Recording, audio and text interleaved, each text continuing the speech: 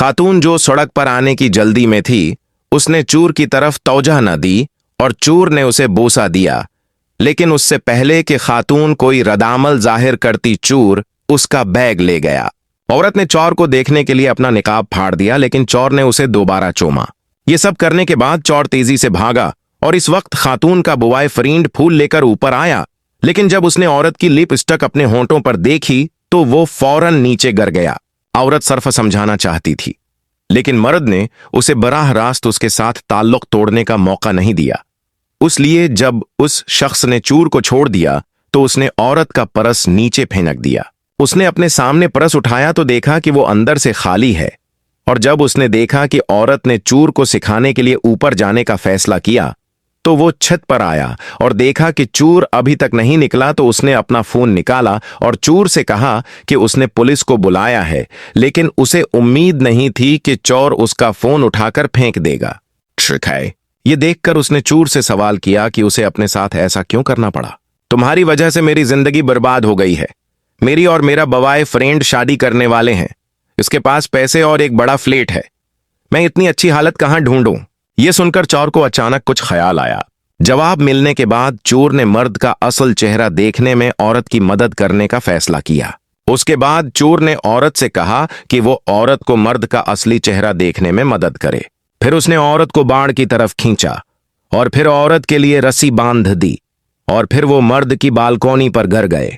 जब वो बालकोनी में आया तो चोर ने औरत को कमरे की तरफ देखा, लेकिन उसे ये उम्मीद नहीं थी कि वो शख्स किसी दूसरी औरत के साथ है।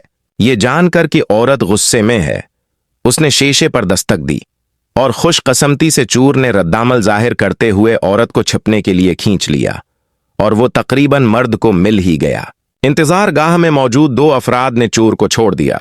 दरवाजा खोलकर अंदर दाखिल हुए और फिर फ्रिज खोलकर उसमें मौजूद खाना निकाल कर खा गए।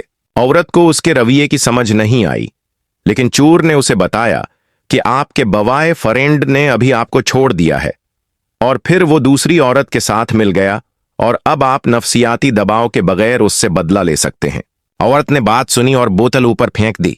शीशे के टूटने की आवाज सुनकर औरत का मूड एक लम्हे में काफी बेहतर हो गया, और वो दोनों बगैर परवाह किए मर्द के घर में अचानक टूट पड़े, और इस अमल में उन दोनों को गर्मजोशी की भी जल्दी थी। इस मौके पर चोर ने औरत से आतिराफ जुर्म कर लिया, और हार्मोन खारिज होने के बाद औरत सो गई, और कुछ देर बाद आदमी घर वापस आया तो उसने देखा कि घर तबाह हो चुका है। इस शख्स ने गुस्से से औरत को जगाया। जब औरत बीदार हुई तो उसने देखा कि वो आदमी वापस आया और उसे डराया और चोर चला गया। सिर्फ उसने देखा कि औरत जाग गई और मुर्द गुस्से में था, और वो औरत के साथ कुछ करने के लिए तैयार था, लेकिन उस वक्त उसका पांव एक रस्सी पर आ गया।